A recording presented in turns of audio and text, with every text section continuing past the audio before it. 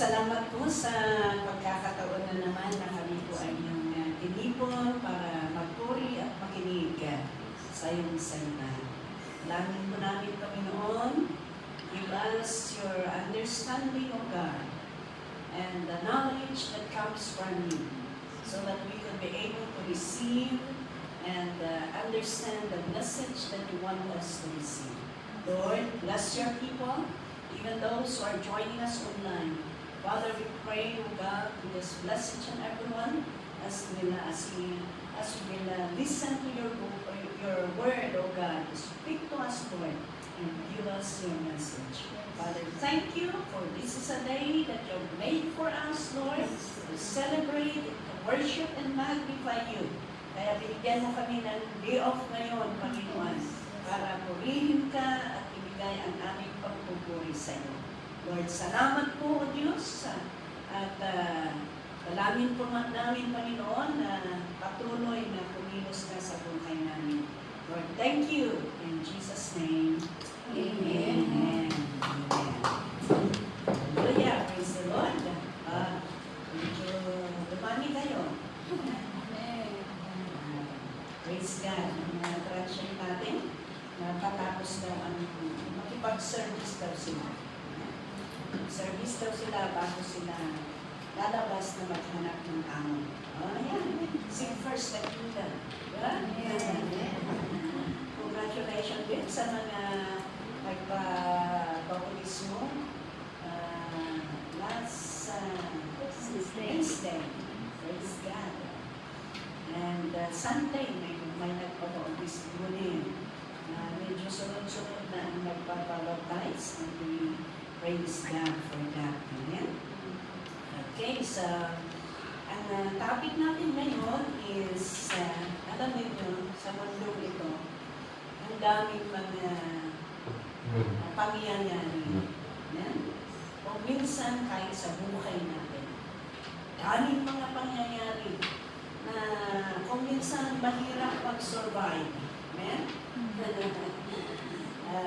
Problema sa pamilya, problema sa asawa, problema sa anak, diba? Problema sa trabaho, problema sa employment, problema sa katabi.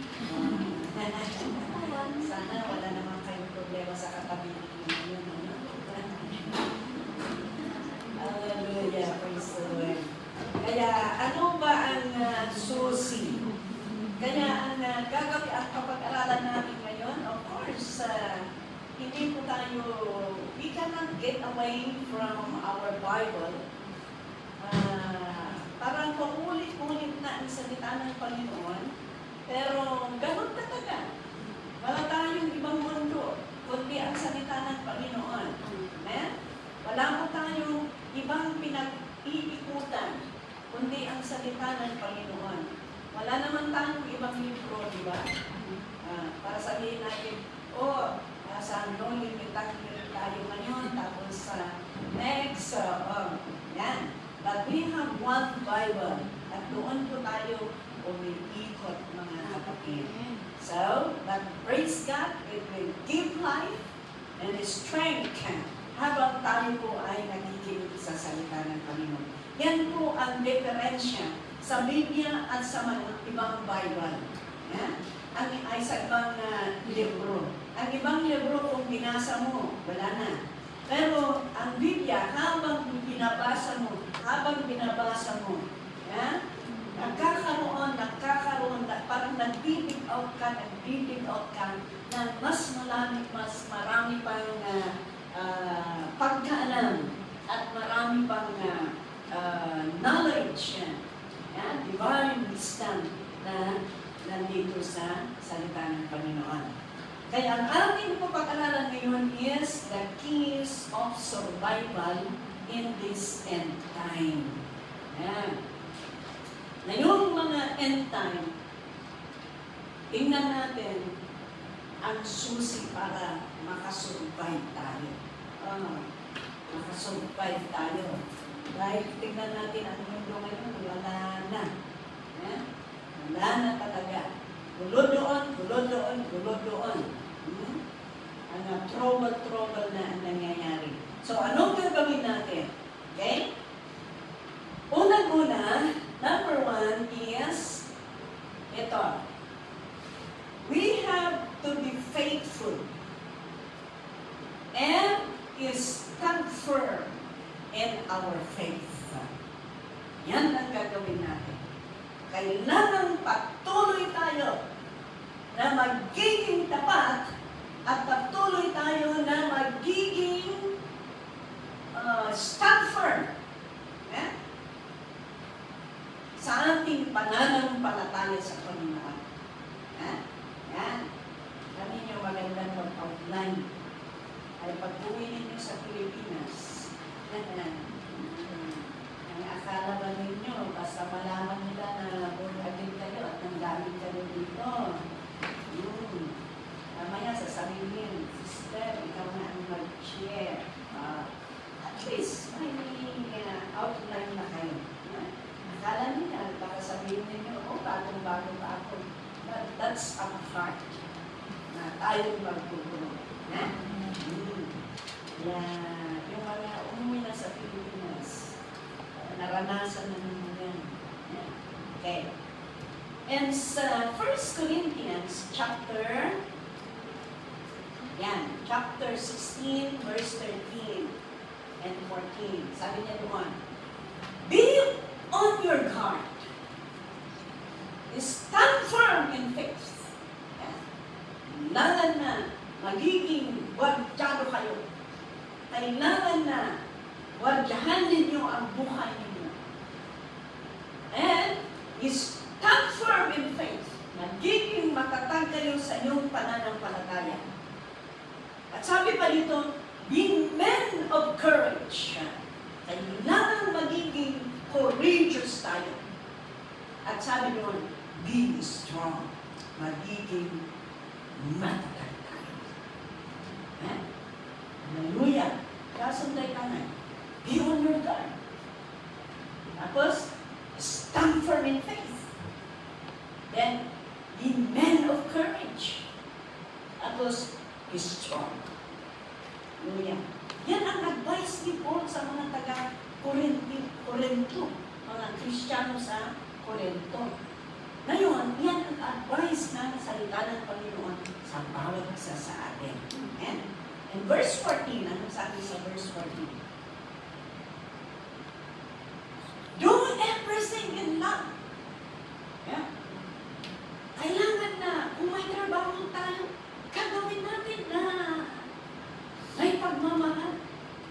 Kasi kung hindi mo mahalin ang trabaho mo, madali kang mapagod.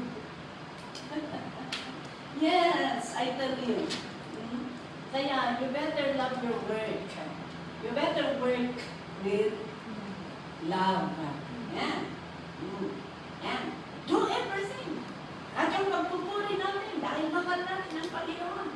Eh, kahit sa pagkain, kung wala kang pagmamahal na kumain, ano mangyari? Hindi ka excited na kumain.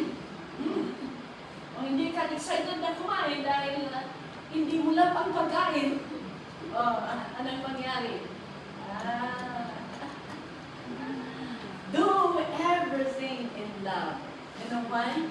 Because kung love kasi ang motivation natin, dahil mahal mo ang ginagawa mo, mahal mo ang kasama mo, mahal mo ang trabaho mo, mahal mo ang asawa mo, mahal mo ang pamilya mo, parang mag-anak.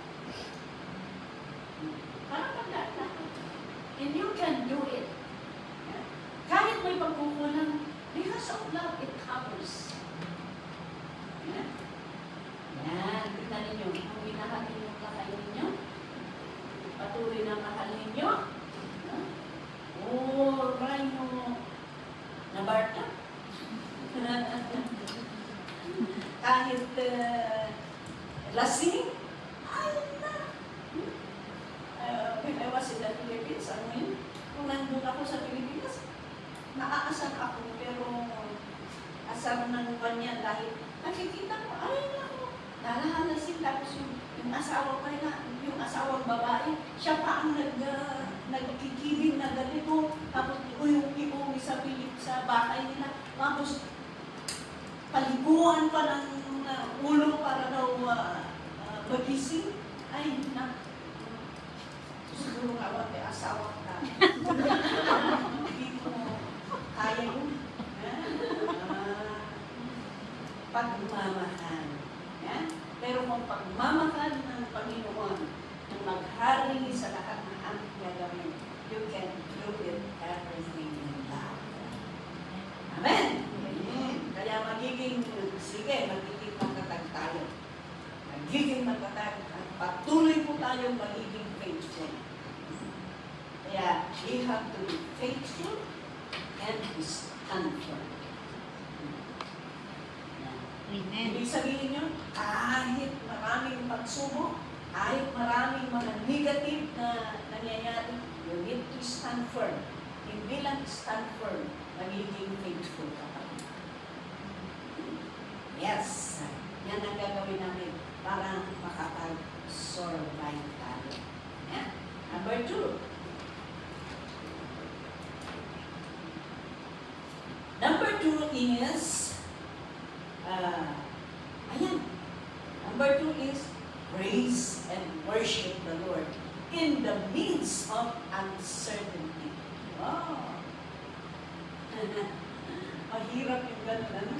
Mahirap magpuri kung kasalukuyan ang mga pagsubok, kasalukuyan ng mga hindi mo mauunawaan ang sitwasyon mo, but kumanta rin ng Panginoon.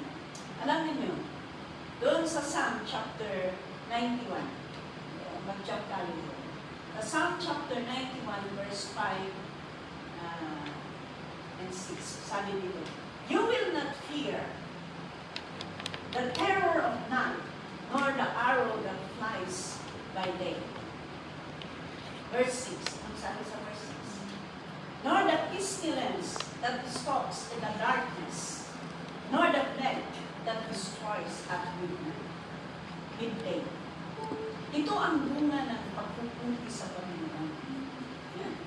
Kung palagi tayong nagpupuri sa Panginoon, alam niyo, mag-disappear yung mga fear. Yan. Ang pagpupuri, palayasin niya ang fear. Yan, sa Panginoon.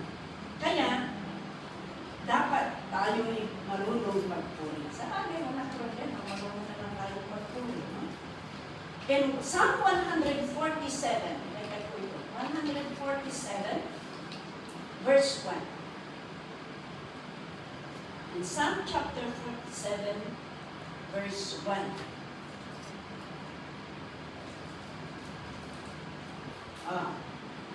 Ito. Clap your hands, all you nations. Kumantala ang clap your hands. Yan. Kung nasa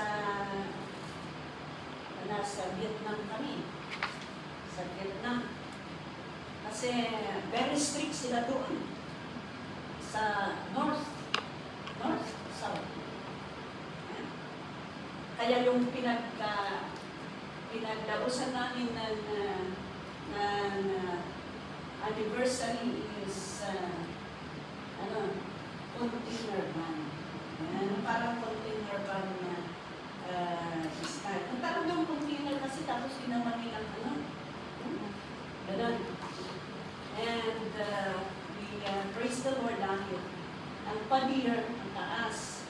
Ang pader sa kabila, ang taas. Tapos container, yung tapos doon sa harapan, nakalak yung gate. Kaya kahit pa paano, in-enjoy namin ang pagpupuli sa Panginoon. But I am reminded, doon sa China, nung pumupunta kami sa China noon, lalo-lalo na sa karamihan kasi, sa China, talagang strict tulad siya. Kaya ngayon, sa kadami-dami ng church natin sa Shenzhen, sa Guangzhou, Beijing, Shanghai, alam niyo nga, yan. 5 na churches natin, 6 yata, churches natin sa China na iisa na lang ang natira. Iisa na lang ang natira. Sa Shanghai lang ang natira. You know why? Because very strict sila. Pero nung pumupunta kami noon, alam niyo, magturi kami sa Panginoon, ganito lang. This is the day, this is the day. Kung hindi naman ganun. The Lord has made. Kasi, maiiwasan yung pagkaklak ng malakas. Ganun. But that's why we are reminded. In all the nations, sabi niya, shout to God with cries of joy. Hallelujah. That's why it's good to shout for the Lord. Cry for the Lord. Dahil habang tayo nagpupuri sa Panginoon, you know, God is blessing us. Tingnan natin. In Zechariah chapter 14, verse 17.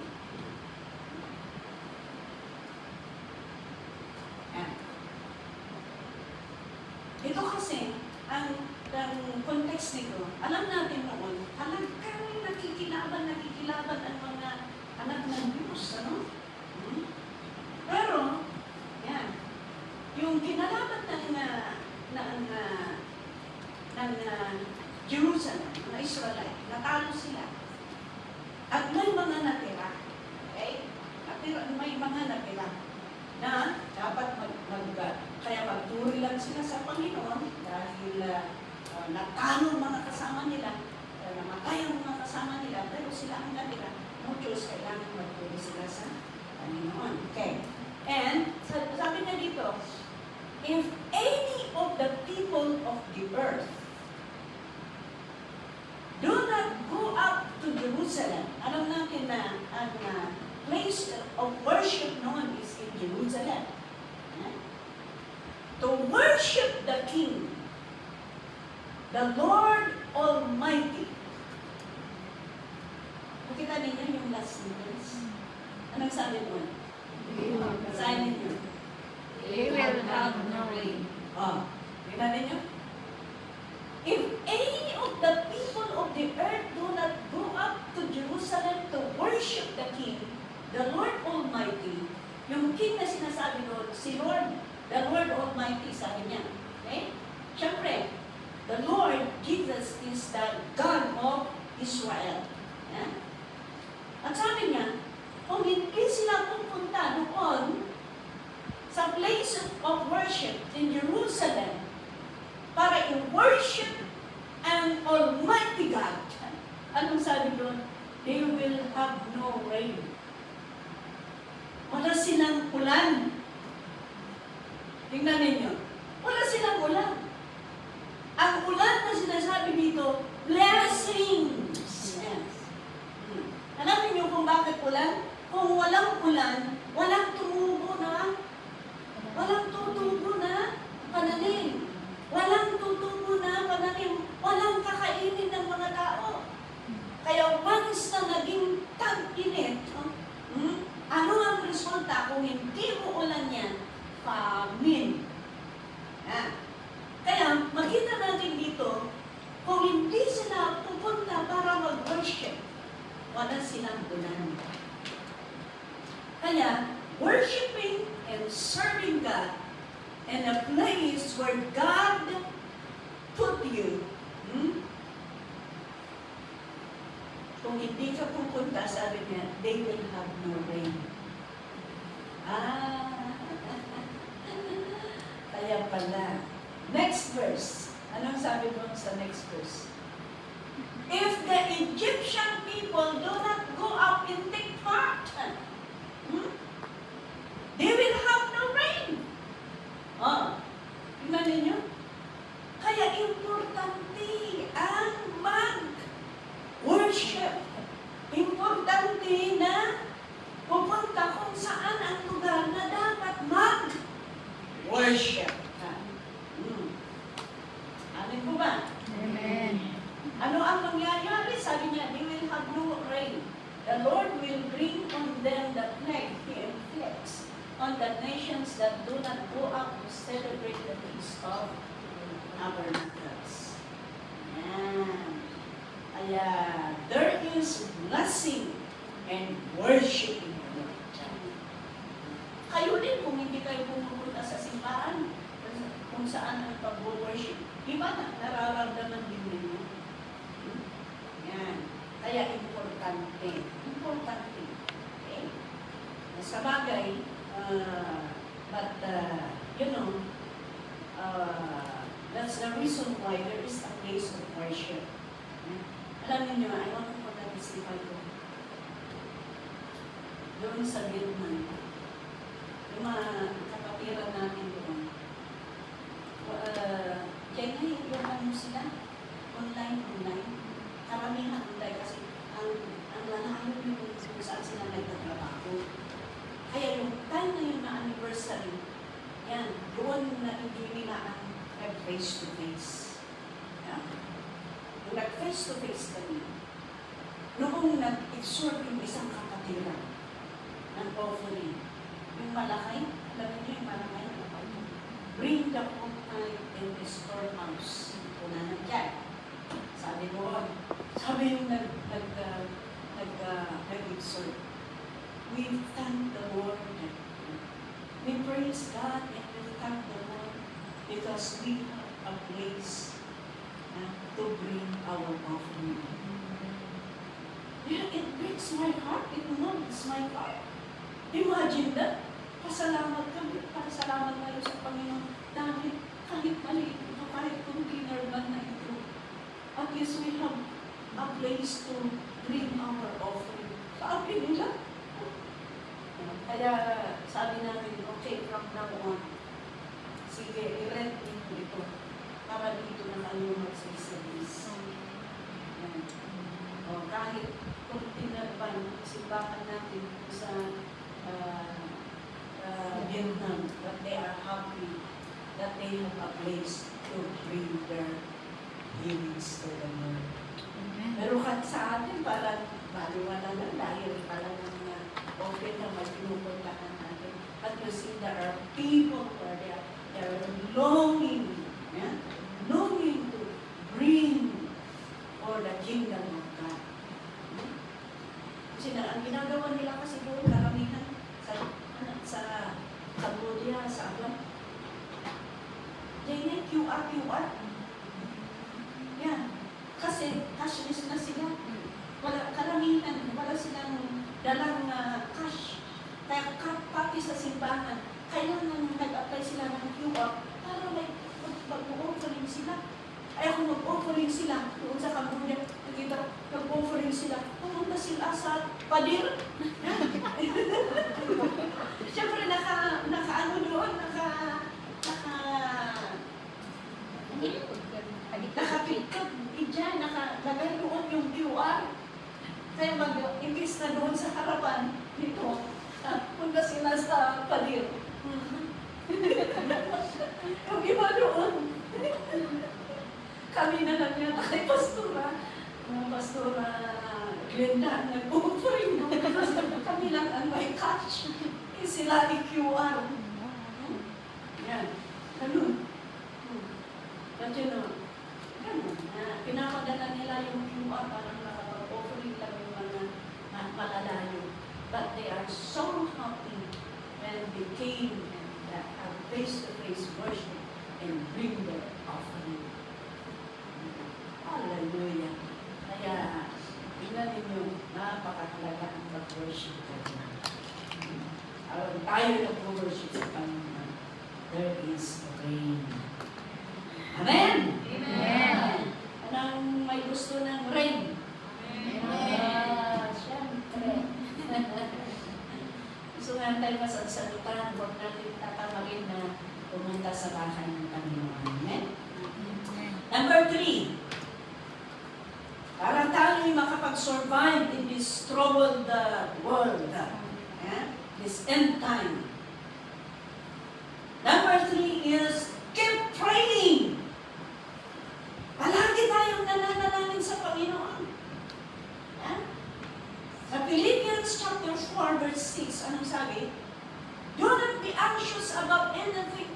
in everything by prayer and petition. With thanksgiving, present your requests to God. Oh. Yan. Huwag tayong mag-aalala kung anong mga problema. Ano ang gagawin natin? Mag-pray! Yan. Kung may problema ka, pray! Yan. Kung may trouble sa pamilya, pray!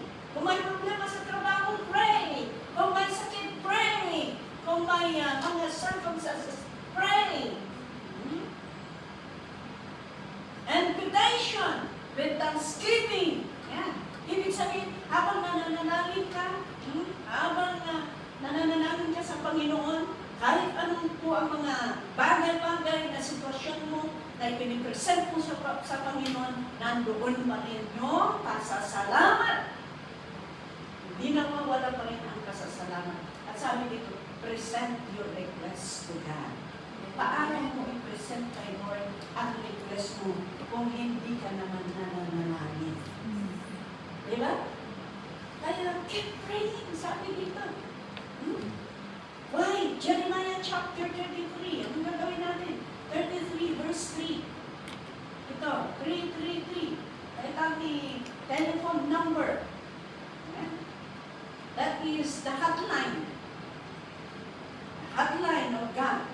Sabi niya, call to me, and I will answer you, and tell you great and unsearchable things you do not know. Ha? Kung natutrouble ka, hindi mo alam kung anong gagawin mo. Sabi niya, call to me. Alam niyo ang telephone line ng Panginoon? Ha? Hindi na BBC yan. Ang telephone number natin, BBC yan. Tumawag ako sa pasuran ng tahanan, busy. Tumawag ako sa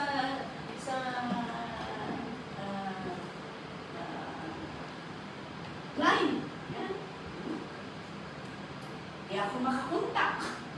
Kaya sabi ko kay Pastora, may problema yata dito yung telepono ko. Kasi kontak kay Pastora Dominga na nandito sila. Kasi baka nasanay na si Pastora na everyone ay lumalabas sila. Sabi ko, nandito sila sa lutuyan at dyan. Attend ng prayer. Simba daw sila bago sila malabas. At syempre, kung pagluto si Pastora, kontrolado lang. Ganun. Kaya kailangan ipaalam. But the telephone number of God never na magbibisi yan. Times na kailangan mo siya. Sabi niya, call to me and I will answer you. See? Call to me and I will answer you. Eh, huwag ninyong kakalimutan yan. Jeremiah 3:3. Oh. At long 3 yan. Hallelujah. Praise the Lord. Huwag tayong, in Psalm chapter 56 verse 8 and 9. Ito, alam niyo, kung tayo manalangin sa Panginoon, kung talagang yung panalangin na out from our hearts, ay kasamang luha yan. Hindi ka naman basta nagluluha, di ba? Sino ang basta nagluluha dito? O yung magaling na artista, ay, galing sila ng, ewan ko kung paano nila paiyakin ang kanilang sarili na hindi naman, pero ito, record, alam niyo kung yung panalangin natin ay Allah, ganun pa puso na may kasamang luha. Sabi niya, record my name. List my tears on your scroll. Tingnan ninyo, i-record. Kung i-record yan, kahit ano ang ginagawa ninyo, sinusulat ninyo para hindi ninyo makakalimutan. List my tears. Ibig sabihin, every drop of your tears nasusulat yan. Ilang kayang tears ay na-render mo na kay Lord. Ang ibang ang ibang version, sabi doon, put my tears in your bottle. Sabi niya. The question is, may karga kaya ako din sa langit ng lupa? Baka hanggang ngayon tuyo pa. Baka hanggang ngayon tuyo pa. Dahil hindi ka nananalangin na wala yung panalangin mo na talagang kasama ang luha. Oh, praise the Lord. Pero kung dapat kang manalangin ka out from your heart at kasama ang talagang pananalangin na taimtiman sa Panginoon. May kasama ng mga tears na at hindi nasasayang. Imagine, every tears, binibilang. Kaya sabi, list my tears. Binibilang niya, every drop, 1, 2, 3. Kumusta kayo? Dati nailista, mayroong nailista na tears ninyo? Ilan? May 100, may 1,000, may 1 or 0. Why? Bakit? Matulog tayo eh. Paghiga mo na lang. Or, cellphone. Walang oras ang panalangin sa Panginoon. Pagising sa umaga, cellphone. Walang panalangin sa Panginoon. I tell you, these my tears underscore. Are they not in your heart? Verse 9, yung sabi doon. Then my enemies will turn back. When I call for help. Tingnan ninyo. Meron kong kaling Tagalog. Ano nga ninyo ng Tagalog? Para basahin natin. My enemies turn back, sabi niya. Pero sa Tagalog, mayroon ba kayong Tagalog yan? Wala? Walang version ng Tagalog? Meron po, Pastora. Ha?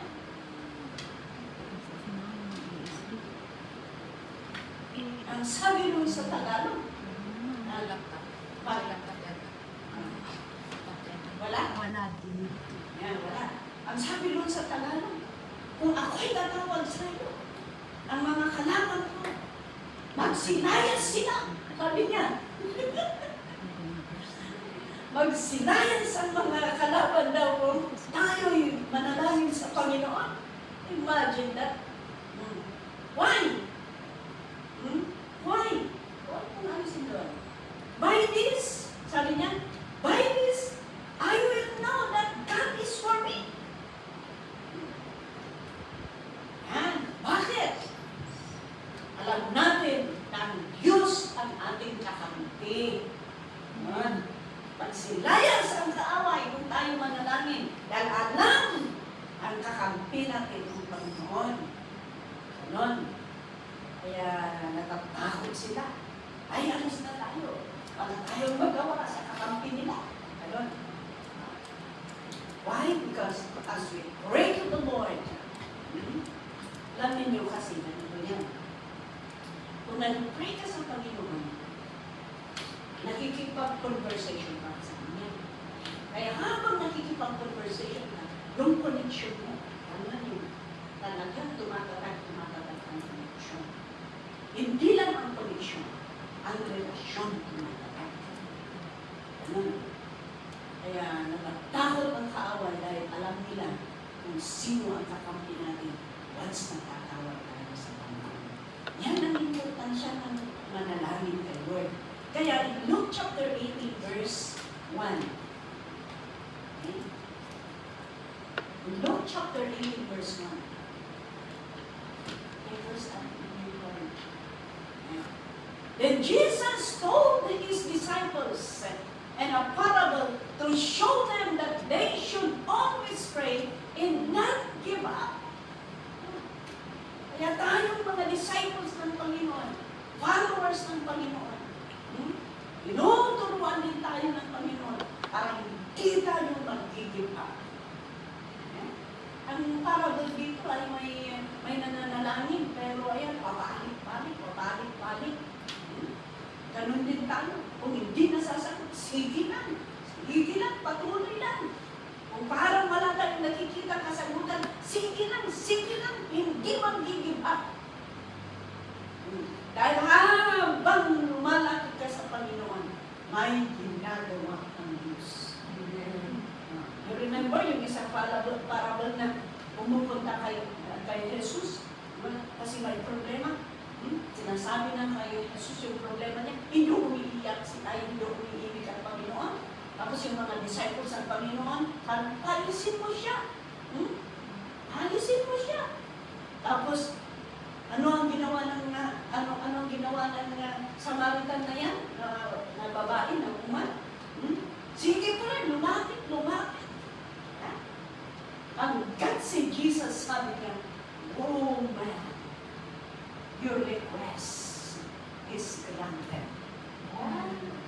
Habang nagtitesting tayo, pero nagpupursige, may ginagawa ang Diyos.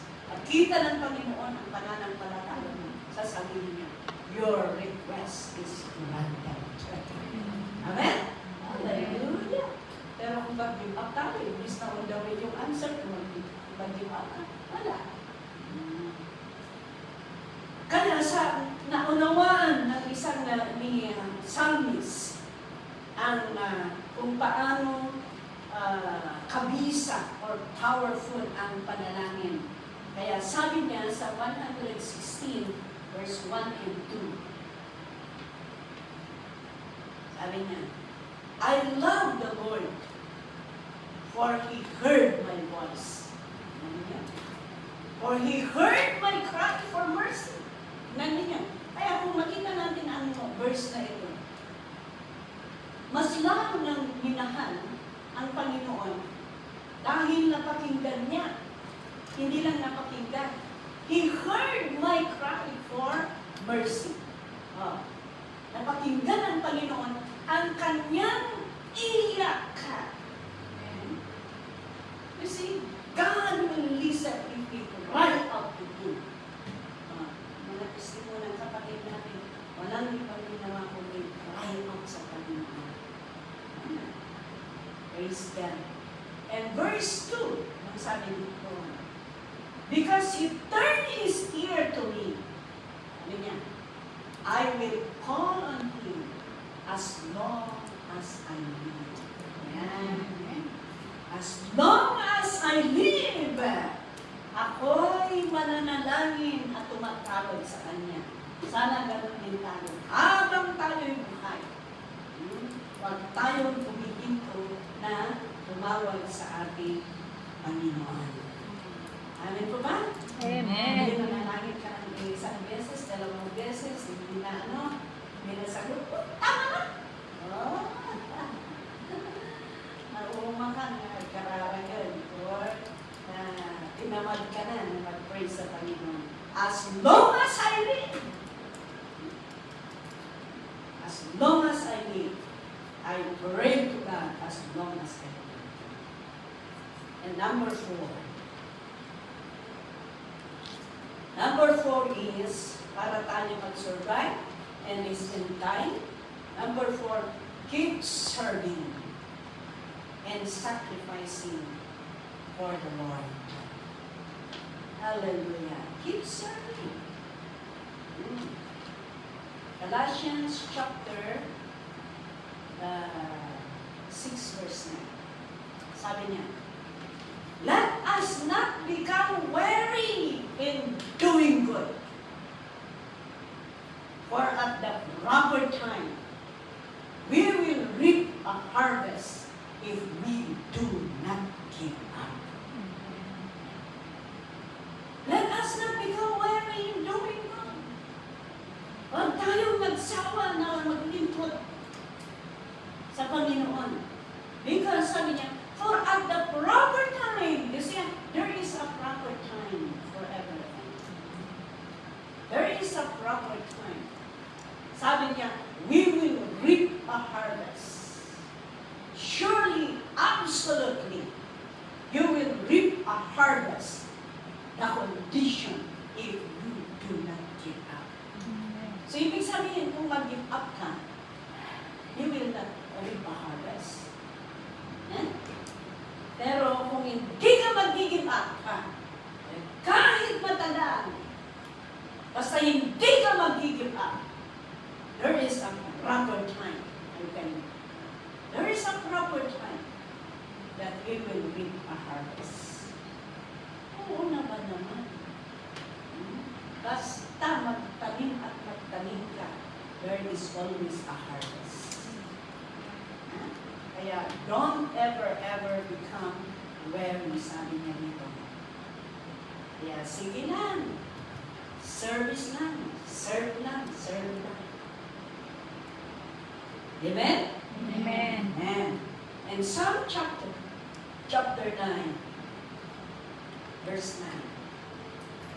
Sabi niya dito, the Lord is a refuge for the oppressed, a stronghold in times of trouble. Verse 10. Those who know your name will trust in you. See? Siyempre, kung sino talagang nakakakilala sa Panginoon, they are the one who will trust God. You never trust somebody that you do not know. Natrust mo ba ang basta nasabat mo dyan, minsan kung natrust mo? Hindi Those who know your name will trust in you. For you, Lord, have never forsaken those who seek you. You see? Those who seek you, God, sabi niya, never forsaken. Kaya palagi kong sinasabi ko, habang ako'y nagtuturo, habang ako'y buhay, habang ako'y nagpapastor, hindi ko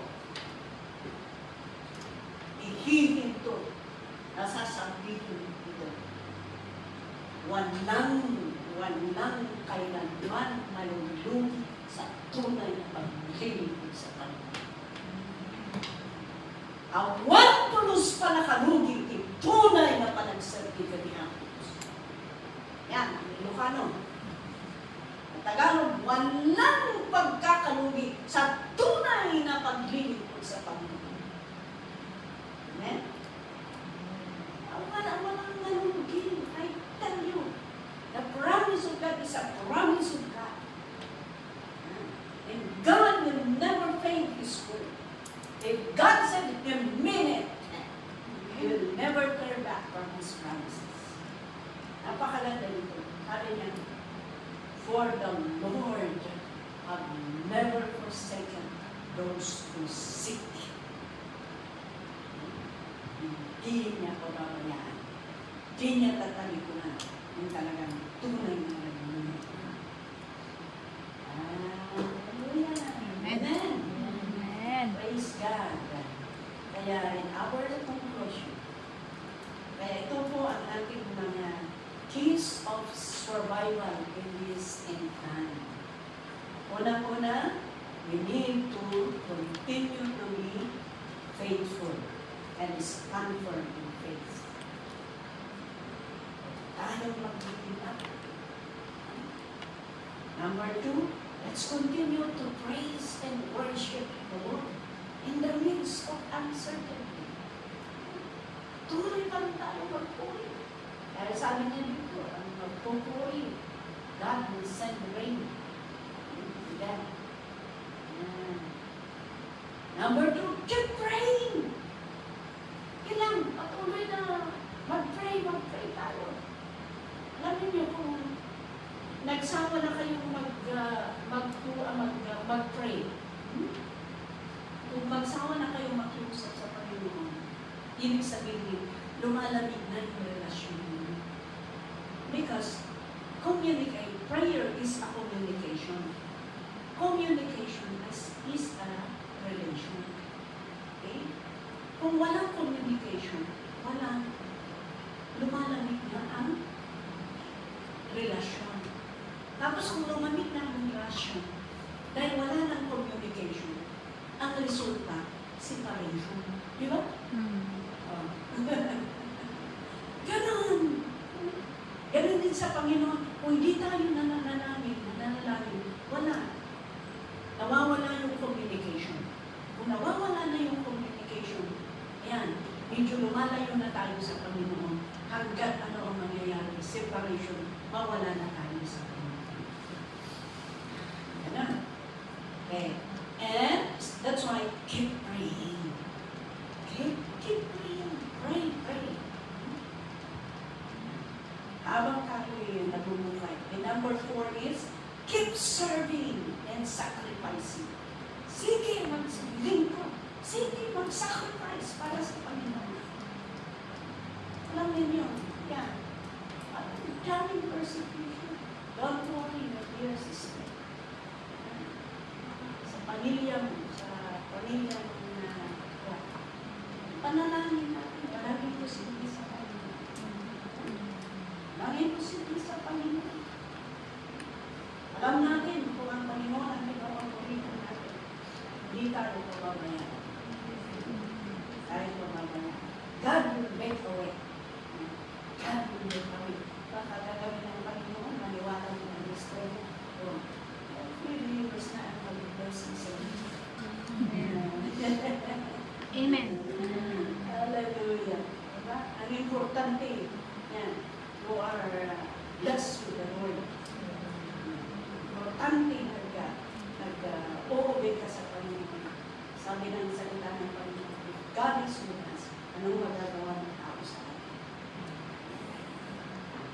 We are always on the right side of the Lord. Hindi tayo kawalan. Yeah. Okay. Kaya ang conclusion natin is in Psalm chapter 128, verse 1. Sabi niya dito, blessed are all who fear the Lord, who walk in His ways. Matalan ang mga may takot sa Diyos at lumalakad ayon sa kalooban ng ating Panginoon. Verse 2, sabi niya, you will eat the fruit of your labor. You see? You will eat the fruit of your labor. Blessings and prosperity will be yours. Amen. Namin. Kaya kahit ano ang paalam tayo, basta payuan natin. Payuan natin ang ating pananampalataya. Nagiging faithful tayo sa Panginoon. Gagawin natin ang umat ng Panginoon. Patuloy tayong magpuri sa Panginoon. Yeah? Patuloy tayong mag-pray sa Panginoon. And keep serving and sacrifice for them. Because sabi mo, you will eat the fruit of your labor. You see? Amen. You will eat labor, blessings, and prosperity will be yours. Praise God. Yan lang yung salita ng Panginoon. Kaya, go tayo. Amen? Kahit kailanman, hindi tayo matutulog. Sige, keep on sacrificing.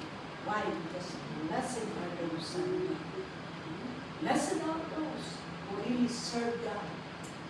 Hear the Lord. Why? You will get the fruit of your labor. Blessings and prosperity will be yours.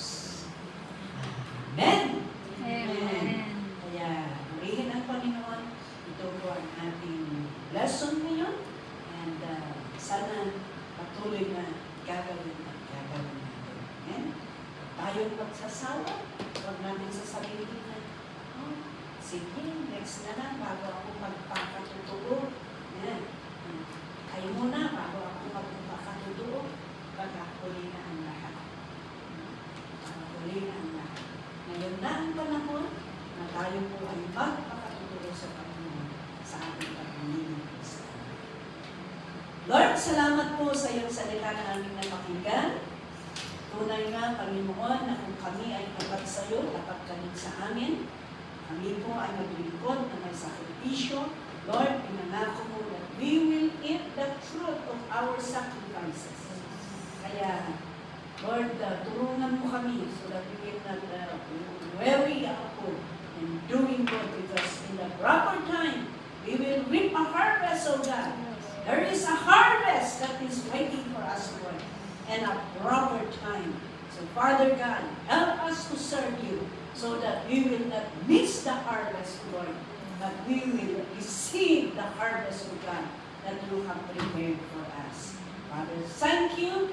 We have promised, O God, that you are going to bless us, Lord. Blessing and prosperity will be ours, Lord, as we continue to serve you.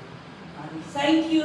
Bless now your people. Inculcate your word in our hearts, O God, as we continue, Lord, to do your will.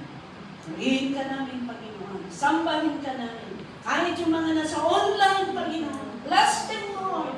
Pour out your blessing upon them as we will continue, Lord, to serve you and continue, Lord God, to give your lives unto you, Lord, and serve you, God, with all their hearts.